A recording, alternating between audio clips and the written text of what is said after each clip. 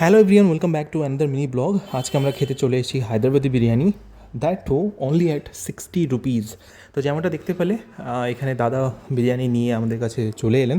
Quality quantity দুটোই তো দেখে মোটামুটি ঠিকই লাগছে। প্রেজেন্টেশনটা যেমনটা দেখলে, ধনিয়া পাতার চাটনি, সাথে পেঁয়াজ, আর এই যে আমাদের 2 পিস মাংস আমরা পেয়েছি এটার সাথে। রাইসের কোয়ালিটিটা ঠিকঠাক ছিল, মানে লং গ্রেন রাইস, যেটা টিপিক্যাল বাসমতি রাইস হয়ে থাকে বিরিয়ানিতে। বাট টেস্টটা যখন আমি করলাম, মানে আমার একটু অবাক এই জন্য লাগলো, যেহেতু এটা হায়দ্রাবাদি বিরিয়ানি, এটা কিন্তু সেরকম মশলাদার বা স্পাইসি লেভেল কিছুই সেরকম ছিল না। মানে আমার জাস্ট মনে হচ্ছিলো যে এটার উপর থেকে হয়তো কিছু মশলা ছিটিয়ে এটাকে মানে কোনো মতে মিক্স করা হয়েছে এরকম আর কি।